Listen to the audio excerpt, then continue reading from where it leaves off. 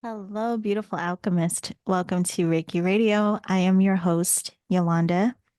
And today we have a guest who I was so excited that said yes to coming on the podcast to share with us. You may know her as the Tarot Lady. Her name is Theresa Reed. And she has authored several books about tarot and astrology. And she and her books, her work overall, really supported me personally when I was trying to learn and understand and build a relationship with tarot. But she recently came out with a new book called The Cards You Are Dealt: How to Deal When Life Gets Real by Theresa Reed, again, the Tarot Lady. And I was very excited when I saw this because then I knew, oh, I want to read the book and see how I can apply it to the work that I do, but also maybe we can talk to her about it. And I have to tell you, it was much more than I expected. I thought, yeah, there are some challenging readings and there are some topics that people may bring up sometimes that may be challenging to address. Well, the Tarot Lady hits it all head on, and she covers how to use the cards for ourselves, or even if we read for others, having those conversations that tend to be more uncomfortable, like dealing with death, dealing with any kind of loss, dealing with how to be a caretaker, how to nurture yourself when needed. Um, there were there's just so many topics in here, and we'll get into it in the conversation, but I really do recommend this work if you need support in how to be more self-reflective yourself, no matter what it is that you may be going through, or if you're doing healing work and now some things even from the past may be surfacing. Maybe you have some of that shadow work going on and you just don't know how to sit with what is coming up. Or maybe there is a part of you that just doesn't know the right questions to ask to help you have more clarity and understanding around your own feelings, your own thoughts. This book is incredible because she covers all of those topics, but she gives you journal prompts. She gives you different meditation and breathing techniques so that you can really settle in and work with whatever does come up. So, there was one other thing I wanted to tell you about this. Oh, even if you're not familiar with tarot yet, you can work with the Rider Waite Smith deck. And in this book, before she gets into all of the detail of the spreads and these conversations that I just mentioned, she goes through the definitions of all of the cards. So whether you are new to tarot or you have been reading for a while, you still will get a lot out of this. And her definitions are so helpful because they will make you look at cards perhaps differently than you have before or already. So I'm excited to share this with you. I think you should definitely check her out. Curious or tarot enthusiast, either way it goes, she goes by the Tarot Lady. So you can go to her website, which is thetarotlady.com. You can check her out on Instagram at the Tarot Lady. She also does these astrological reports. She calls them Cover Your Astrology. She posts those videos on Instagram as well. A lot of fun. And don't forget, if you want to do any classes with her, which we actually will talk about, you can learn all of that on her website as well. So get ready, take a deep breath and open your mind. Let's have a conversation about some very uncomfortable conversations. I hope that this supports you. If you think it will support anyone in your life, please share the podcast with them, and I will see you on the other side.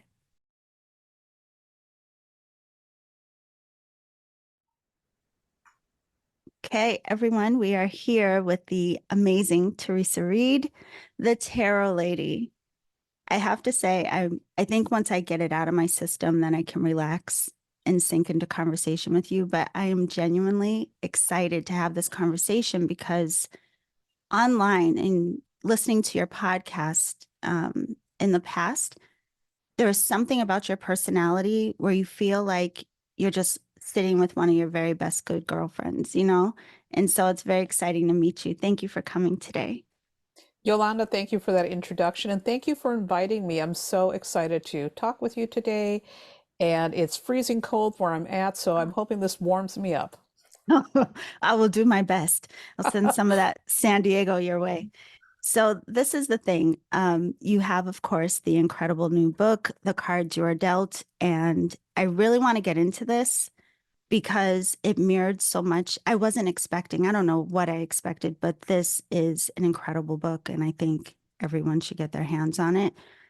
But before we get into it, there are just some things about you that are fascinating to me. So, as I mentioned before, you had podcast with the tarot and astrobites, and then your website though is something that really grabbed me because the tone and the way that you describe cards and the language that you use, even on Instagram, your cover, your astrology, you're just so raw and relaxed and there's nothing that feels rigid about you.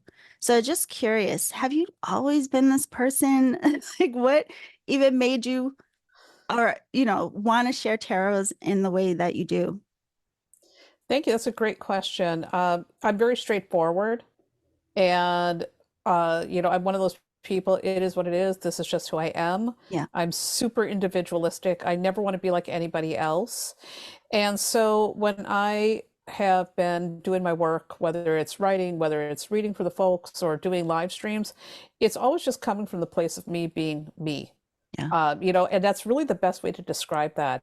So I think, sometimes there's some people who are put off by that because, of course, people sometimes expect that tarot or astrology should be explained in some way that I like to say is highfalutin. Right. And that's just not the way I am. I think that that makes it inaccessible and it really creates a vibe where it's only for certain people, like, oh, only for the scholarly, only those who have studied or whatever. Yeah. And that to me is just a whole lot of BS. So everything that I do, ultimately, my goal is to bring this information down to earth and to help make it accessible so everybody feels that they can get it.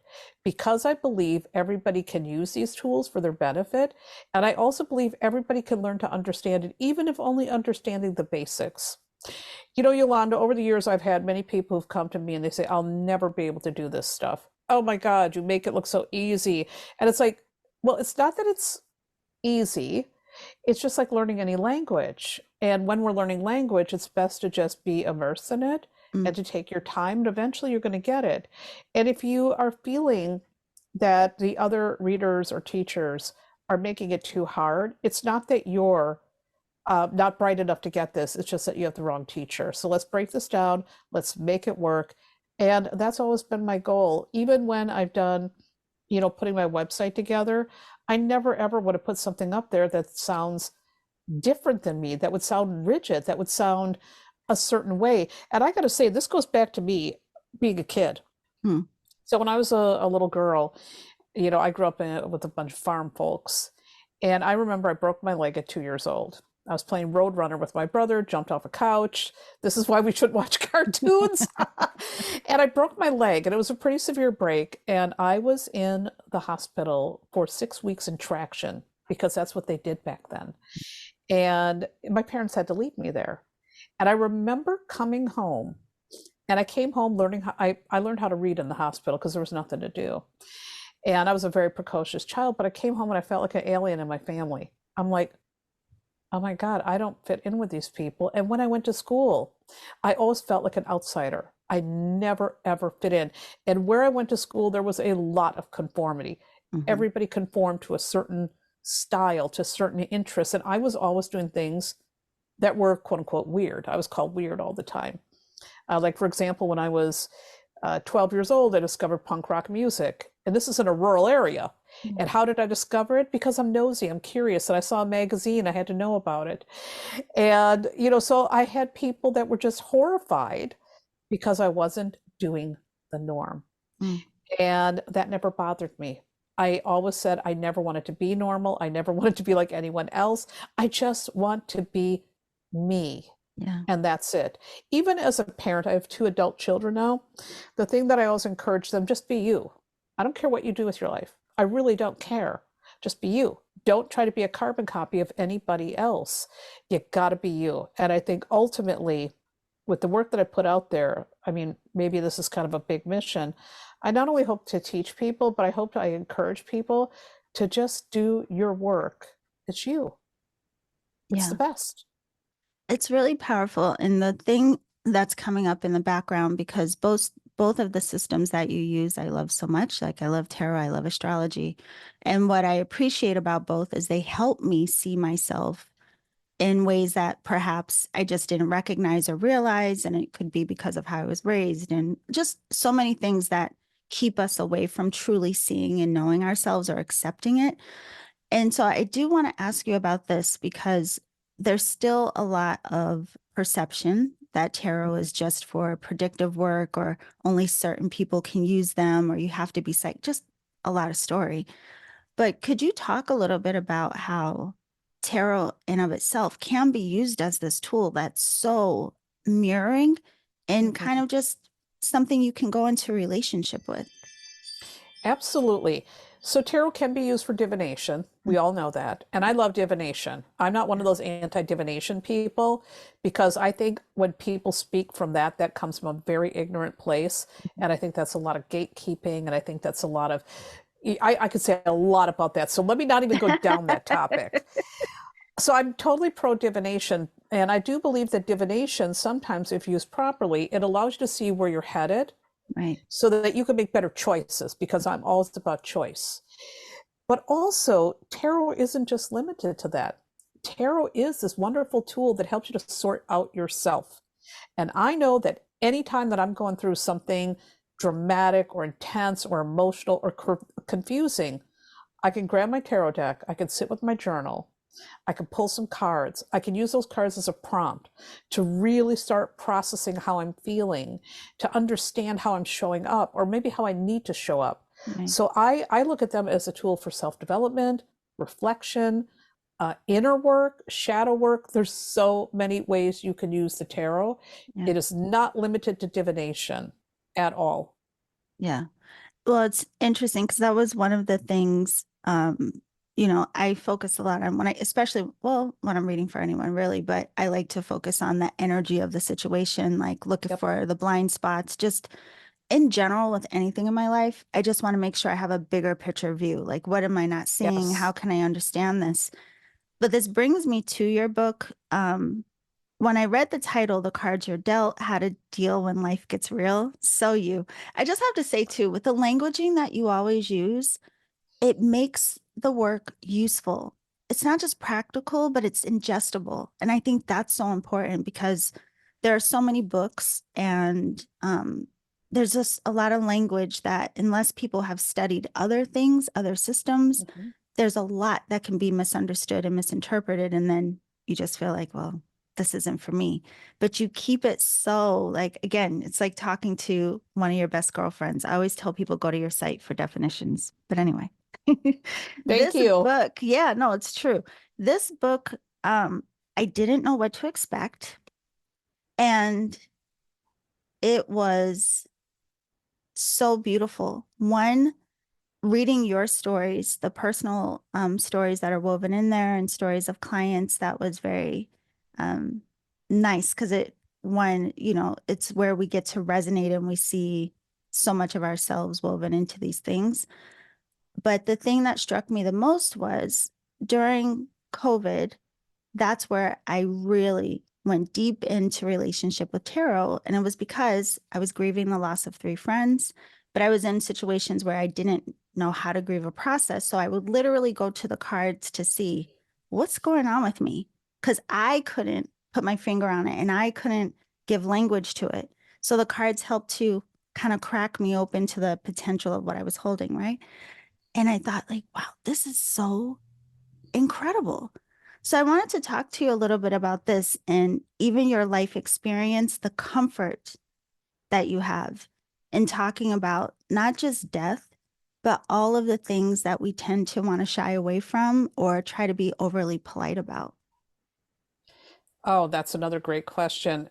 I think, first of all, when I wanted to write this book, I wanted to write this book for a long time Mhm. because, one of the things I've said to folks is that Oftentimes people have a misconception that when someone comes to a tarot reader, we're all talking about that tall, handsome stranger, that all the readings are entertaining and we're all going to be, dressed in some outfit, holding a crystal ball. And that's not what it's about at all. A lot of times when people come to tarot, they come because they're in pain. Right. They are trying to work through pain. They're trying to understand pain. They're trying to understand, why am I diagnosed with this illness, or why did I lose my loved one? So people come to the table so often with that, and there's no books on it. Yeah. There's nothing to teach people how to help folks navigate this. There's nothing in tarot about how to help you navigate these things. And I told my publisher, I said, there needs to be a book on this. Because especially with COVID, there's like I'm glad you mentioned that. With COVID, I had so many people coming to me who were losing loved ones left and right, Yeah. or getting ill with long haul COVID, Right. and trying to deal with this stuff. How do you deal with it? Well, tarot can help. Tarot has helped my clients over the years deal with so many messy, heavy things. It's also helped me to deal with many heavy, messy things. Right. And so I felt a book needs to be written on this topic. People need to see that tarot can help them deal with things like caregiving, grief, loss, pregnancy loss. That's something no one talks about either. Yeah. Why are we not talking about these things? Now, I will also say I am someone, I've got a full eighth house astrologically. Talking about taboo things is my jam. I love that. And I also say, you could tell me anything, just tell me the truth. And so over the years, also, clients would come to me with stuff they would never tell anybody, sometimes stuff they wouldn't even tell their therapist, because they knew I wasn't going to judge. I was going to be like, okay, let's figure out how to work with this. I don't care what the situation is. Let's get you through this. Let's get you through this, and let's get you moving into the best direction. And that means also really being present for people and letting them be their authentic selves, coming back to that again, in how they need to deal with certain situations. One of the things I wanted to also include in that book was a lot of tips, not just on the tarot card, but what to say to somebody who's going through these things and what not to say. Because I cannot tell you how many times I've had to undo other tarot readers' well-meaning work. I would have someone coming to me and they're going through a grief and like, oh my God, this tarot reader just said the most horrible thing. And I'm like, oh my God, no. Let's fix this. Let's get this right. Yeah. So I hope the book, for one, helps people see tarot as a tool for healing, but also the advice in there helps people deal with these situations. And also there's professional advice so readers don't cause harm. We have to talk about these topics. The other thing that really bothers me, Yolanda, I don't know about you, you said about polite. I think that's the right word. I think we are taught in quote unquote polite society that there are things, again, we don't talk about. Right. And so what do? If someone's grieving, we say, well, everything happens for a reason. And that ends the conversation. So now we're not talking about it because the person who's grieving is going to feel, oh yeah, I better just accept this. It's done. It's over. We don't get anywhere. We don't get any real healing now. Our society doesn't like talking about these things. And my parents didn't like talking about these things either. I was, quote unquote, the troublemaker because I want to talk about everything, all the horrible things, because that is how we get healing. And I also just say, again, going back to me, my role as a mother, my children always knew, for better or worse, if they want the truth, go to mom. And so they will tell me also all things. We're very close. We talk every single day. And they tell me things that probably most children would not tell a parent because they know they can come. I'm not going to judge. Doesn't mean I'm going to like what they're telling me. I'm not going to judge, and we're going to resolve it. We're going to talk about it. And so one of the things I've also been able to do with my children is break the wheel. When it comes to the way my family dealt with things, we don't deal with it like that. When it comes to the way I deal with things like healing and grief and all that, I don't deal with it like my family does. We deal with it openly. We go right in there. And I think tarot is very much like that. It is a surgical tool. You can go right in, get to the wound, and now we can start doing some healing work. It works. Oh, I love the way you say that. So there's two things that are coming up while you're saying this. One is related to some of your personal experience in the book. But I have to say, something that struck me so much about the book was the examining of feelings. Your journal prompts are incredible. So, for anyone listening, there are journal prompts to help you go into deeper connection with the cards themselves, the tarot cards themselves. But then when you share different spreads, there are also these questions and the way that you frame the layout, just the questioning alone. I was like, this is incredible. And this is why, to your point, the emotional component, the going deeper, checking in, if we haven't been taught to do that, and it's Mhm. not our normal way of looking at or processing, right? So I grew up in a family that literally worked in death. Like my stepdad was a medical examiner, he's a forensic pathologist. My mom was an embalmer, my biological father, embalmer, my brother's an embalmer, like just everything, right? My mom's dad was a funeral director. But death wasn't shied away from, but it was just spoken about a lot. But from like a very technical, there was nothing emotional about it. It was a part of life, but there was no emotional component. And because of the nature of everyone's work, they had to repress their emotion a lot to deal with what they had to, look at and what they were working on every single day, which then, so I'm raised in an environment that's very heady, like, Yes. yes, like, to pick yourself up by the bootstraps and figure it out. And, there was no emotional examination. And I had to learn that on my own later. But reading the prompts in your book and the way that you designed your spreads, it really occurred to me how important that is to give people a framing that would Yep. cause us to question in a way that perhaps wouldn't be our natural inclination. So I know you've done so many readings, but I had to ask you about that. Like, was this just your way, or has it been working with people for so long that gave you this kind of lens? Both. Okay. So when I was a child, I was called a crybaby too. Oh, Because I'm very sensitive, so yeah. I was a crybaby and I grew up with family that old farm folks, you ain't got time for that. Yeah. And my dad used to say, "Don't be a bungbutz." That's his German slang for you don't get to be a crybaby. Mm, You have to like suck it up. You don't get to do that. right. That's just the way it is. So I grew up in a household similar, but for a different reason. Right. That's just we don't have time for this. Yes. And so, I still always had those strong feelings. I felt things. I needed to feel my feelings. And giving myself permission to feel things sometimes meant going to my journal because I didn't have a safe space in my household. I'm a huge fan of journaling, by the way, as you can Yeah. tell. It's a safe place for me to vent.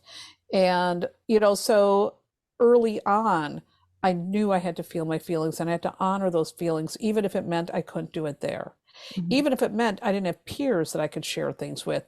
A lot of my stuff was very much me working it out on my own. Yeah. But also working with clients over the years, I had to learn a lot too because I don't have a therapist background.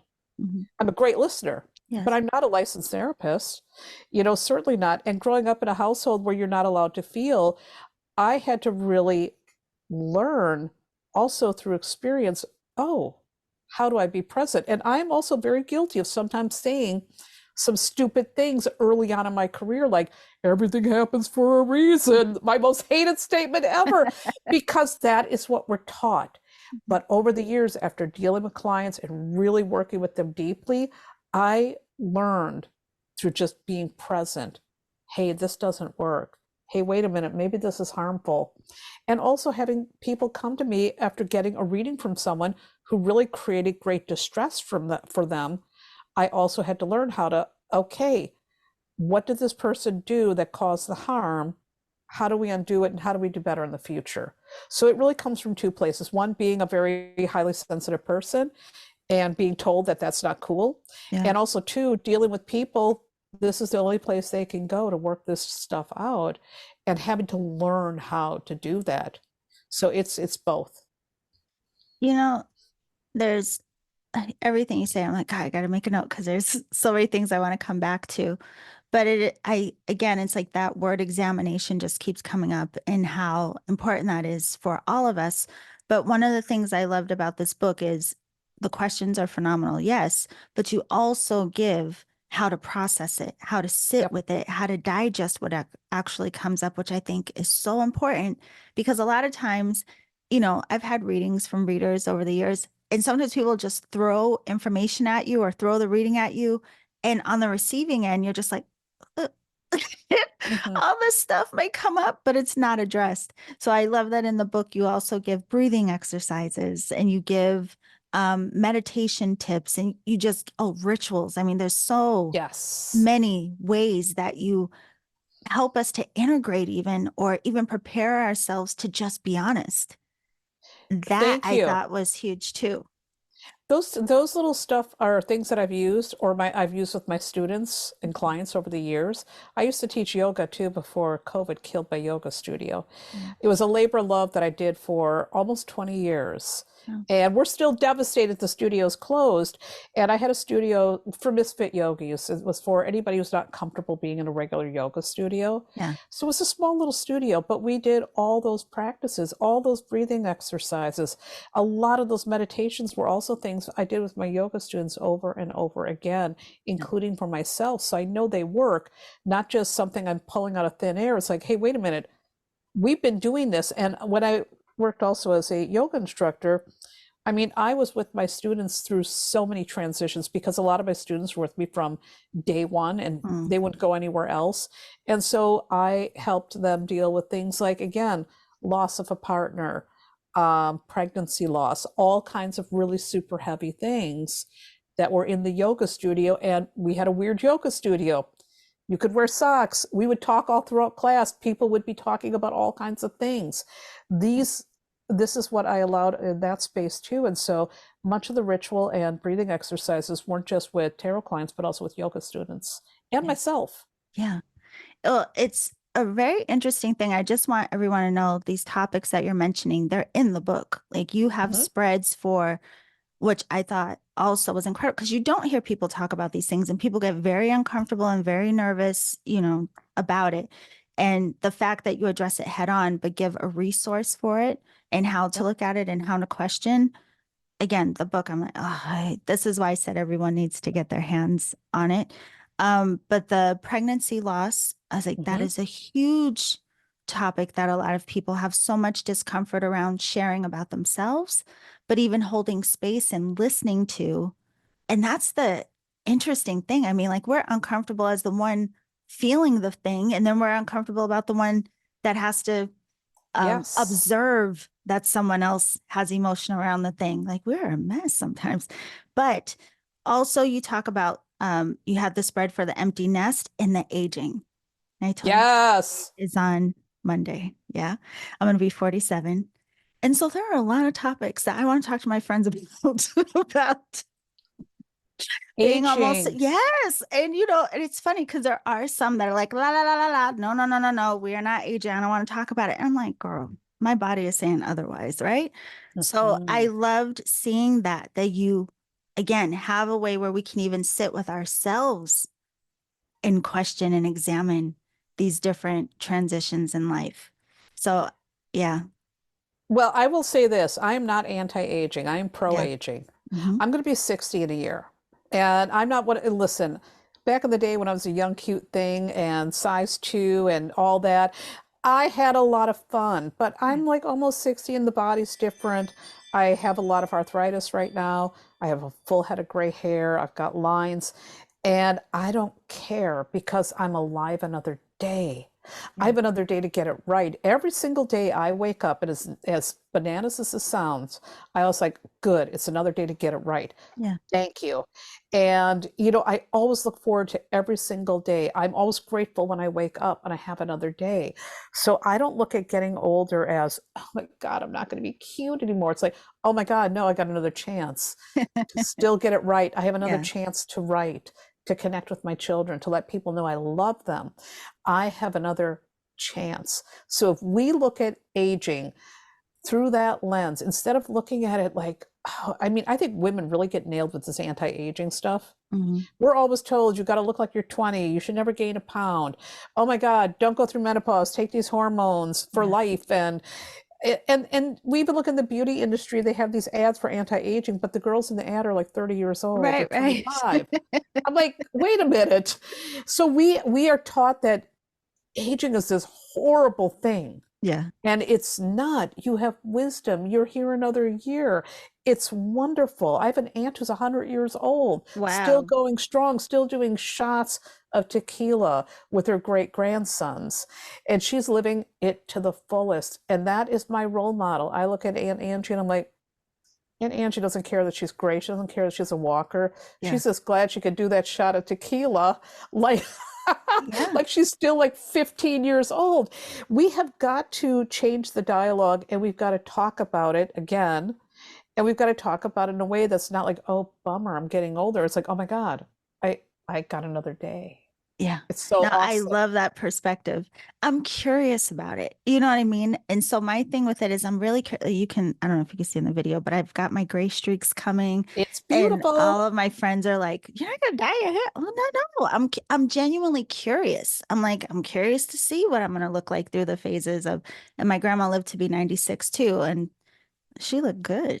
She was good, but she was very active all the way through, you know. So, yeah, I'm not afraid of it. I'm just so curious about it.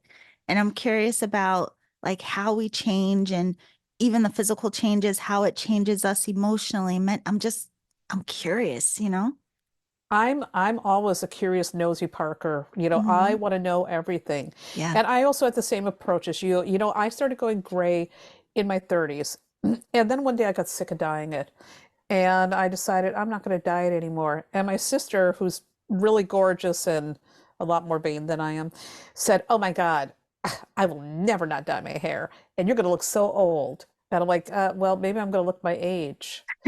And then I had a client who I love dearly who said, "Did you stop dyeing your hair?" I said, "Yes." She goes, "I'll give you a month, maybe 3 months. You're going to dye your hair again." I said, "Is that a bet?" Now, don't bet the tarot lady because now you've thrown down a gauntlet. And I said, "Well, that's definitely it. I'm never going to dye it again."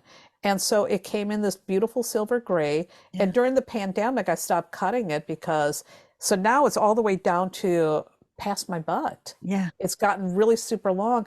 And you know what? Yes, I do look older. I no longer look like I'm a spring chicken. No one is ever going to confuse me and my daughter for sisters any longer. They used to. And that's okay. Yeah. I'm okay with being a soon to be 60-year-old woman a few years short of retirement. Because once again, when we go back to what we began talking about at the beginning, that's the authentic thing. Right. This is me. Why do I want to do that? Why do I want to hide it? I mean, I understand why someone wants to dye their hair and look pretty. I don't care. If you want to do that, if you want to get plastic surgery, I am not anti any of that. Yeah. But I'm also, for me, that's not for me. I want to be in this body, in the moment, look at my hair, look at my wrinkles, go to the dentist, try to keep my teeth. We're just doing the best we can and taking care of ourselves. But also, I am witnessing that I'm moving towards the inevitable. Yeah. And the inevitable, what is the inevitable? We are all going to die. Yes. And that is another topic we don't want to talk about. We don't want to face our own mortality. We look at death as this horrible thing. We associate it with pain and with sadness and misery. And I look at it very differently, especially after watching my dad pass away. I'm like, it's not that. You're going on to another side. You're going on to a different dimension. We don't know what's on the other side of it. And it's funny. I was laying in bed this morning, and this is how my mind works. I think about death a lot, but I also think about space a lot. Mm. And I'm obsessed with space. And I was laying in bed thinking about black holes, which I think about black holes all the time. And I'm like, what's on the other side of that black hole, we don't know. And we don't know about all these other galaxies. And what if when you die, you're just transported to another galaxy? What if you're going beyond the black hole and what's beyond that? This is where that curiosity thing comes in. I Yeah. think about this kind of stuff all the time. So I don't look at it like, oh my God, I'm going to get old and I'm going to die and it's going to be horrible. It's like, yeah, those things might happen. I might get sick or whatnot, but I wonder what's going to happen next. What Yes. is on that other side? Maybe, maybe there's heaven, maybe there's not, or maybe heaven is me being an alien in some kind of a different dimension. I mean, when you Yeah. approach it from that perspective, it really takes the dread out of it. Hmm. And I think it makes it a lot more meaningful and open to possibility. Well, this is another interesting thing because you have mediumship readings in the book, which also was like Yes. mind blowing to me. And I have to say this just as a really quick side note. I read through the tarot definitions as well, and there were four cards, I'll tell you later, that really, I was like, oh, wow, I really appreciate that take. I never looked at those four cards from that lens. So I just wanted to tell you I really appreciated Thank you. that. But the mediumship readings, I was like, now that is very interesting. And I think that's one of those things that also maybe shifting Mm-hmm. culturally, slowly, our perspective, because we see more mediums now. There's even Yes. shows now where people are communicating with people on the other side or giving messages to people. There's just a lot going on now where people are even starting to acknowledge that they may feel or sense anything, even if that's a loved one, right? So the reading in here though, I thought was incredible. Not just the mediumship reading. I love the story of the woman who was dying and wanted to have a reading to see how everyone around her was going to be, if they were going to be okay. Amazing. But the big one I wanted to ask you about is the group readings. Mm-hmm. So, especially I'm thinking now, that would have been very interesting when I was sitting with a bunch of people grieving the same person. Mm-hmm. And it's just, it can be so awkward being in grief, but sharing grief space, it can all be. But if we would have had this book and could Mm-hmm. have looked at alternative ways to just start conversation, like the way that you recommend doing it for children and talking Yes. to them about grief, I was like, that would have worked for us as adults too. Yes. Yeah. Well, children, this is the one thing. Um, my parenting was a little unconventional. Yeah. My mother sometimes is like, "What are you doing?" I'm like, "Just, leave me alone." But again, that open conversation, I think sometimes we think children are not smart enough or emotionally smart enough Mhm. to talk about these topics. Children are very emotionally intelligent. They're very, very intuitive. I'm a huge believer in not talking down to children or excusing them from the conversation. Instead of seating them at the children's table, get them at the adults' table and let them participate in conversations. My children from very early on were participating with me in conversations, still as children, but also as being respected for their intelligence and their opinions about topics like death, topics like politics. We always talked about that stuff. We don't shy away from that because they do have opinions or fears or feelings that need to be discussed. And tarot, once again, for death, because children, oftentimes what happens when someone dies, it's confusing for a child. What does it mean? They feel sad, then they feel bad for feeling sad. They need that safe space. So you can take a child with a tarot card and say, okay, why don't you pull a card and tell me how you feel? Pick a card that shows me how you're feeling right now. And let's say I got a deck handy. I always do. Let's say the card they pull is the Four of Cups. This is the card that just happens to be on the top of my deck. Well, a child now can open this up and they can start talking about, maybe they see the figure and they may say, well, this represents me. I'm feeling really like I don't want to talk about it. Or maybe they see this hand and they're feeling, I hope that grandma has a message for me. I hope that's what that means. We can have the dialogue. Yeah. And that's again where that healing begins. And I really wish people would give children more credit for how smart they are. It's funny, I created a deck with Kaylee Whitman called Tarot for Kids. And the publisher sounds true for that deck. And I said, one thing that's really important, please don't dumb this down. We do not want to dumb this deck down. We're going to include reversals because kids are smart enough to learn that. Yeah. We are not going to talk to them like your kids, like your, oh, baby talk. We're going to give them useful, actionable interpretations and spreads because children are smart. They'll get Right. it. And that deck, children love that deck because we're not talking down to them. We're giving them language that they actually use, and we're giving them things that they can actually use to open up and again begin really doing that inner work. I love this for so many reasons, and I think it is a huge one. What really struck me in that the importance of giving children that space is when you told the story of the little girl who lived in a different city outside of New York, but still had anxiety about witnessing 9/11 on the news. And we often Yes. take for granted that children are ingesting what's going on in the world and don't really check in with how it's affecting them. But with what you just said, because you do mention several times in the book, like, don't worry about how intuitive you are. Look at the cards as like a picture Mhm. book, or even with children, let them just describe, be imaginative. What do you see? What does it make you feel? And it brings up that interesting line of where people are almost like they think imagination and intuition are opposing, when really I think our imagination gives voice to what's very intuitive for us. So I love that we can use that for kids, but I think it also gives adults a way of getting off the hook and not putting pressure on themselves. Or like, just what do you see? Like, if this was just a picture book. Yes. And oftentimes here's a problem. And I do see this, no offense to any tarot authors. I love every tarot book I ever read. Yeah. But sometimes people try to intellectualize it and they get away from the feeling part. Yeah. And I think also there's an effort to make things very adult and serious. And people that take themselves too seriously, they really do. Yeah. We forget about the inner child that really wants to speak. We forget about that inner child that long ago was told, you don't have permission to feel that.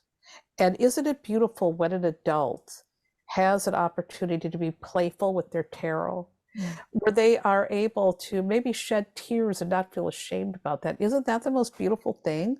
Why does it always have to be serious and scholarly? There's a place for that. Yeah. Don't get me wrong. There's absolutely a place for that. But I got to tell you, the best readings I've ever had in my life never came from that perspective. As someone who sits on the other side of the table, the best tarot readings were never the ones that were technical and scholarly. Yeah. They were the ones where the reader was just enjoying their work, expressing themselves, and letting me have that space to Yes. say whatever the hell I needed to say or to ask about whatever I need to ask about. Yeah. Those are the readings I always remember.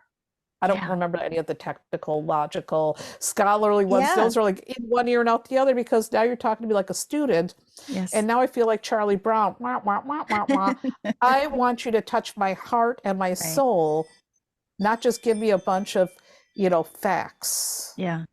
Yeah. No, I completely agree. I started working on a deck right before COVID. So the end of 2019, I commissioned an artist, and then yeah, and then it ended up being a 3-year project just because so much happened within that time frame. But during the process, I would tell the artist what it was I wanted for each card, and then she would send back, sketches and this, and I would share it with one of my friends. And her interpretations, I mean, it just would blow me away. I was like, you need to teach the class how to read my cards, because she would come up with stuff had nothing to do with Yes. what I was saying, but her descriptions were incredible, and they're so imaginative. Just the way she describes everything and her metaphors. I mean, yeah, it really sticks with you that way. And I love that so much. Um, there's something though, I want to make sure, because time runs out, but I really, really wanted to make sure I asked you about this. Your role as a caregiver throughout your life. I was so curious about it. And one of the reasons it really stuck out is one of my 3 friends that passed away in that time. One, it was from cancer, and she was so concerned about the caregivers in her life. And Mm. she really wanted there to be some way for there to be more emphasis on caring for the caregivers. And I thought it was so interesting. I mean, like, here she is dying, and she was so worried about the people who were taking care of her. Um, but then reading about you growing up as a caregiver, and then also just the different expressions of that, like that can look like many different things. Um, I wanted to ask you about, did that kind of just like translate into you being a tarot reader? Because that's very caregiving in a lot of way, and how you came up with the ways to converse around this, which I thought was so important in the book, the conversations for caregivers. Thank you. I was parentified as a child. Hmm. And what we mean when we're parentified, we're put into an adult role very early on. So we don't really get to be a kid. And that's no offense, by the way, when I speak about these things very honestly, it's never about, oh my God, my terrible parents. My parents and I had a complicated relationship, Yeah. but they've been long gone, and I'm very much at peace with that. And I understand where they were coming from. I Right. get it. And my mother was very, very sick. And so I got, as the oldest daughter, thrust into the role where I became a caregiver, whether I wanted to or not. Right. And that was something then that I, got stuck with. And I remember as a child really feeling it was kind of unfair. But ironically, I was good at it. So there were a lot of complicated layers around this caregiving business that I had to really process. And caregiving is not easy. It is the hardest job. It is so, so hard. And oftentimes, what do we do around caregivers? We say, oh, you're a saint. Hmm.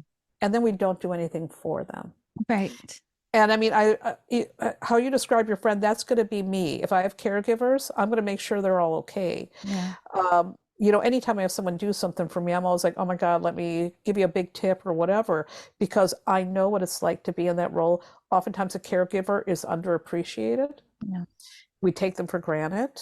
We think, oh, yeah, well, that person's got the time to do it, not really understanding all the emotions and things that they're feeling. Right. And so oftentimes their needs get overlooked. Or if you're a caregiver, you do overlook your needs. You're like, oh, can't worry about myself right now. I got to make sure that I got to get this person to the hospital, got to get the kids' lunch packed. So your needs get unmet. Everybody else also tends to think, oh, she's holding it together. I don't need to worry about her. Look how strong she is. Caregivers need a lot of support. Right. They need so much support. And the one thing I really hope is that more people hear this and give your caregivers more support. If you have a loved one who's taking on the role of caring for, like, for example, an elderly parent, make sure you're reaching out and doing things for them. Make sure you're asking, what can I do to help?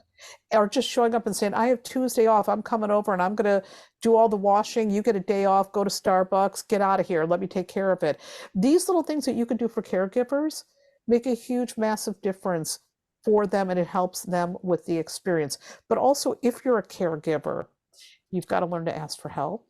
You've got Hmm. to learn to do things for you, to carve out time for you, because this is hard work. It is hard work. And also, sometimes with caregivers, as my situation, like I said, my family's complicated. I also had the unfortunate experience of dealing with some family members who made it harder. Right. Because sometimes also with caregiving, you're the primary caregiver, and now you've got everyone else telling you how to do the job that they don't want to do. That is so common. And I got to tell you, Yolanda, the funny thing is when I was taking care of my dad, my younger brother and I and his wife were doing the primary work. And we had some trouble making other relatives. I had so many clients coming in at that time that were in the same situation. Yeah. I probably had, I mean, every other day, I'm like, what is this? Why am I getting all these people coming with the same thing? And so it was really kind of funny. I ended up working through it myself, but I was also helping other people in a way that was helping me work through it too. But Yeah. oh my God, the caregivers, I don't care if your caregiver is caring for you because you're unwell, or if they're caring for a loved one, or if they're your housekeeper or whatever. Please, let's love them up more. And if you're a caregiver, love yourself. You got to love yourself really, really hard. And caregivers also need to work on boundaries, because one thing I find with caregivers and psychics, and because I grew up as an intuitive, we always have lousy boundaries. Yeah. That's what makes us good at our work, but that's what gets us into trouble. So if you're a caregiver, if you're an intuitive, if you're a tarot reader, if you're a healer, if you're an astrologer, you're probably very, very weak on boundaries. Shore those up. It makes you, again, a lack of boundaries, you're going to be good at your work. It's going to get you in a lot of trouble. It's going to burn you out. It's going to make you resentful. It's going to show up in other sneaky ways. Set those boundaries. I'm so glad you say this, because that's one of the questions I wanted to ask you, especially with the work that you do. And okay, I want to back up and say this. It's really interesting. A lot of times I think of how much people that create content and teach and author, and on top of all the other things that you do, still, someone from the outside could look in and wonder, like, okay, Theresa, do you have time to breathe? Like, what is happening over there? And while we get all, the benefit of the work that you're doing, and then again, you have the Instagram and you put the daily like astrological weather there, cover your astrology for anyone, go to the Tarot Ladies Instagram. But where do you decompress? Because there are a lot of people, especially now, with having so many ways to share or to show up or try to hold space or support in various ways, whatever we're trying to do. How do you decompress and step out of that? Well, that's another really great question. First of all, I'm on social media far less than anyone thinks I am. Yeah. I Oh, spend very little time on social media. I do what I call a hit and run strategy where I go on, post my thing, maybe look at a couple comments, and then I get off. yeah. Because I know if I spend too much time on social media, it's too negative. And oftentimes then you end up hearing people with this or that, and I don't need that. So I spend very little time, almost no time on Facebook. I Yeah. mean, I have a personal Facebook page. I'll go in there once in a while. I'm like, ugh, let me get out of here. So I have very strict boundaries around that. It just looks like I'm on there far more than I am. I'm just Yeah. not. Yeah. So I really keep that at a minimum. I also have things that I do outside of my work. I have very strict hours about when I'm doing my work, when I'm writing. I'm off the clock usually by 5 o'clock. I love to go on Peloton. I probably need to do the Me harder too. rides if I really want to get any real benefit. But I'm like, listen, I'm on there to hang out with Dennis Morton and forget about my day. So I love doing, like, I'll get on my Peloton. I will go for a walk. I love to cook. Cooking is my passion outside of tarot and astrology. Yeah. I love to cook. I go, as soon as I'm cooking, everything else is done. And I'll put on my headset, I'll listen to a book that has nothing to do with tarot or astrology. Right now, I've been going through Jenny Odell's book, How to Do Nothing, which is a great book. I highly recommend it. And so I'll have my audiobook, I'm cooking, or maybe I have music in the background. I have a lovely meal with my husband or my family. We'll find something that we want to watch and go through like different series. Right now, we're watching Fargo, the series. It's great. Or I'll read books. I always have a conversation with my kids every morning, every night about whatever. So those are the things that I do for myself. I get massages when I can. That's my favorite thing. Yeah. But I unplug. I don't sit on the news all the time. That is too much for me. And I make sure that when I'm not writing or doing the work that I'm doing, I'm really not doing it. Right. Inbox is closed off. That can wait. Sometimes I won't answer emails for weeks. Yeah. It's like, no, I'm this the doesn't need to same be way. answered. Yeah. Doesn't need to be answered. Yeah. It's interesting. Well, it's good to hear that as a caregiver, especially that you have found your way of giving yourself the attention that you need and being able to cut off in ways that you need as well. I will say for people that have challenges around this, you also have a spread around boundaries and have some discussion in there about how important it is to set boundaries for ourselves. I really, when I say everyone should get their hands on this book, The Cards You're Dealt, I thought it was, I don't know. I just assumed, I don't think I thought how specific it was going to be. I think I thought, like, yeah, sometimes we have challenges in life. Okay, let's see what the tarot lady's going to say. I mean, this was so good. It was Thank you. really good. And I have to say, too, I appreciate because it does, I think it will get a lot of people to have very honest conversations, not just with themselves, but you encourage us to have open conversation with each other. And with something that you said earlier, made me think of this is what we all need, especially in these Mhm. times, to be able to have open conversations. We don't have to agree, and that is Nope. okay. But what can we learn from each other, and how can we just respect that we have different interpretations? Yes. One last thing I had to show you really quick, the tarot coloring book. So I say this all the time. When I first was introduced to tarot, I ran. I went to Oracle. I was like, no, thanks. Because of all the things I heard about it. And even though I didn't believe what I heard, you know how some things are just so deeply ingrained. So I really was afraid of like the devil card and the death Mhm. card. And then when I learned what they meant, they're like two of my favorite cards. But in any case, I fell in love with the major arcana. I Mm. loved it because there was a story there. And so there was a bigger story, but then I could connect to the story within all of the cards and kind of, I don't know, I loved the major arcana so much. I did not really care for the minors and even less the court cards. Like I just couldn't make myself. And I was looking for a way to come into relationship. And I think this is how I initially found your work, actually. And I came across the tarot coloring book. And so in my mind, I thought, if I just sit with and color, I'll meditate on these cards. Like I even have notes. You saw Oh, the notes I I love those scribbled everywhere? colors. Thank you. But I had so much fun with this because it gave me a different way of coming into relationship with the cards. So I just wanted to recommend this to anyone who is trying to come into relationship with tarot because that really truly helped me. Your tarot coloring book. So thank you. Thank you for Thank that. Thank you. You know, when my publisher asked me, we are coming up with a tarot book. They said, "Could you make this a coloring book?" I'm like, "Oh my God, that's genius!" Because that's the only way I could figure out anatomy when I was trying to do become a yoga teacher. I could not wrap my head around anatomy, and it's like, look, you're not dumb. Why can't you not get this? Because I needed an experiential way to Yes. learn it. And Yeah. so I had the anatomy coloring book and I got to color in all these body parts and then I figured it out. Yeah. And I aced my anatomy thing, by the way, after I worked with the anatomy coloring book. Yeah. So when they approached me and said, "Can you make this a coloring book?" I'm like, "Oh my God, that's genius. Yes, let's do it." Because what better way to dive into those symbols than by coloring? It's going to help you to get it. And for people who learn in an experiential way, like myself, it Yes. makes sense. The other thing that was so interesting when we did the tarot coloring book, as they blew up some of the images, I saw things in those cards that even I never saw, like the Yeah. death card. If you look in there, there's little people praying in the background. I never, Really?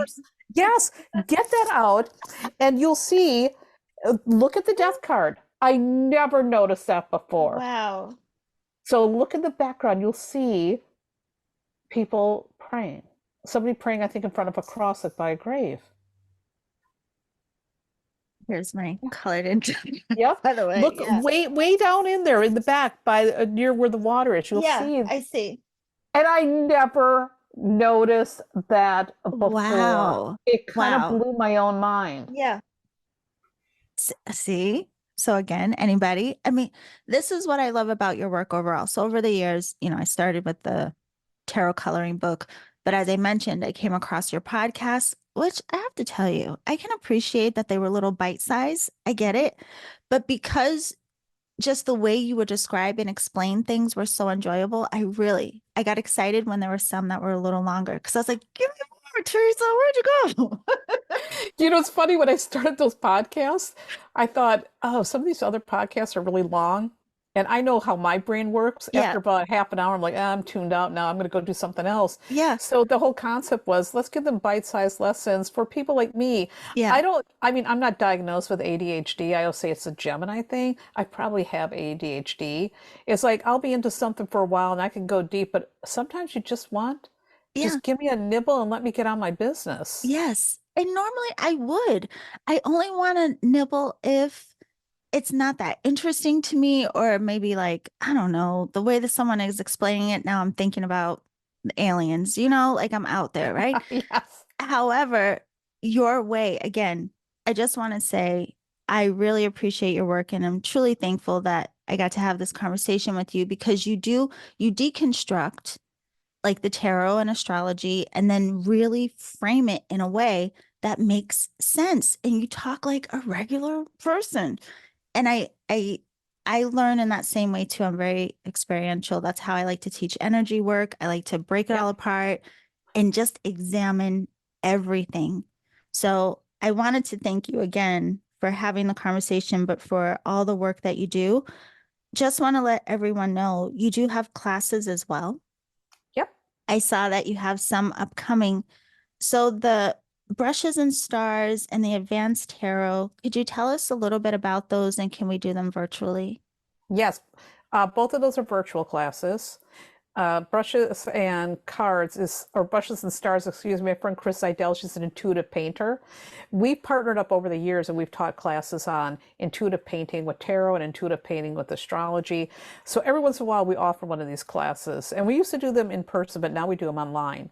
Uh, And so we are doing that class and we're focusing, and it's happening next month, on the nodes. And it's oh, okay. really great fun. So where it's online, you just get your paint, you get your canvas or whatever materials you use. We talk about nodes, we lead you through an intuitive painting thing, and then we discuss what you've painted and what it means. And it's a Oh, way again to connect with different parts of tarot astrology depending on what we're teaching. And this time it's the nodes of fate. So it's going to be cool.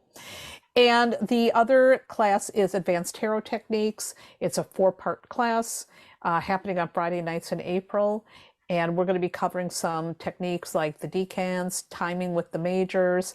We're also going to be talking about how to create your own tarot spreads, which is, I think, oh, really helpful for folks. mhm. So definitely something for people to check out.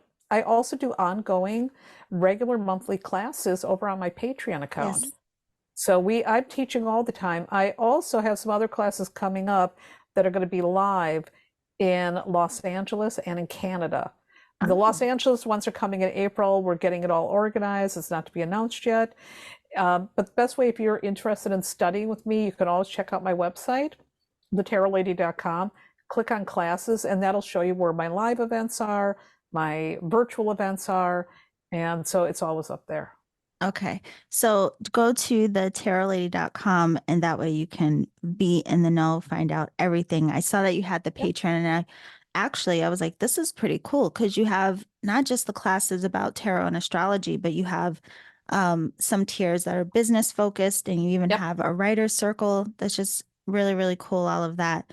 And I want everyone to know too, definitely, if you have Instagram, follow the Tarot Lady at the Tarot Lady because she puts, you're just funny.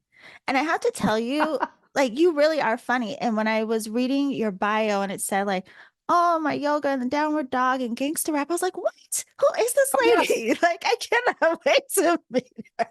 I am a music Yes. fanatic. Yeah, I'm a yeah, music yeah. fanatic, and I love rap. I love hip hop. I mean, the only thing you won't catch when listening to is country, no offense. Yeah, yeah. I mean, you can get, I will listen to Lil Nas X with that Ray Cyrus song. That's about as country as I get. Little Dolly here and there. But I mean, I love music, and Yeah. oftentimes, if I'm doing yoga, it's not going to be to some meditation CD. Yeah. You know, who knows? I might be throwing on Eminem one day, or maybe I've got Snoop Dogg, or maybe I'm listening to some obscure punk rock band Yes. that nobody's ever heard of. Well, people have heard of Crass, but it's like that. It's like Yeah. I don't want to hear the meditation yoga music. There's a place for that, but oh my God, please put something on that has a beat. Put But you something on just that seem makes me like think. so much fun. And there was something in there where you spoke about, I don't know, just you're interesting. That's the best way I could say. Cause like sometimes when we see and we get snippets of your personality through the work that you share, but then to even read, like you're like, I like quiet time and we're just spending intimate time together. And I'm like, what? There must be a lot of laughter in that though. But anyway, I've had you for an hour and I thank you so, so much. This is Theresa Reed, the Tarot Lady. Get the book, The Cards You Are Dealt, and we'll see you next time. Thank you for being here. Thank you so much for having me, Yolanda. This has been such a pleasure.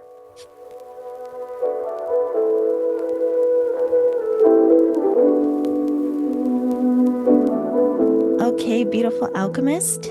I just want to thank Theresa Reed, the Tarot Lady, again for coming to have this conversation. I have to tell you, there aren't many interviews where I get nervous. I don't know if I was nervous or excited. Maybe it was a blend of both, but I feel like now that we've had the conversation, I can take a breath. It was such a pleasure to get to speak with someone whose work has really supported me in my path. So don't forget, if you want to check out her new book, it is called The Cards You Are Dealt: How to Deal When Life Gets Real by Theresa Reed. That's Reed. You can go to her website, thetarotlady.com. Follow her on Instagram at the Tarot Lady. If you are someone like me who's a little more hands-on, you may really enjoy her tarot coloring book as well. Don't forget, she has some upcoming classes that you can register for through her website. And there are some new classes coming up here as well. Actually, for all of you who are Reiki level 2 or level 3 practitioners who want to deepen your practice with Reiki, to want to make sure that you have more depth of understanding, you want to go deeper in your relationship to Reiki and the practices within the system, join me for the Pulse of Reiki, which starts on January 31st. I will the class registration will be closing soon because class starts on the 31st. If you are unable to attend live, the recordings will be available and you can watch them at your own convenience. But definitely, if this is something you want to improve upon, come to the class. You can sign up through my website, theenergeticalchemist.com. And I'm just realizing that when this podcast airs, it will be my birthday. So yes. So hopefully, to my future self, happy birthday. I hope I'm doing something to have fun. But I would love to see all of you in class. So join me for the Pulse of Reiki and be sure to check out Theresa Reed, the Tarot Lady, at thetarotlady.com. I thank you all so much for being here. And again, if you think anything in this conversation would support or help someone in your life, be sure to share the podcast with them. I hope you all have a gorgeous, gorgeous week. And remember to always journey in love.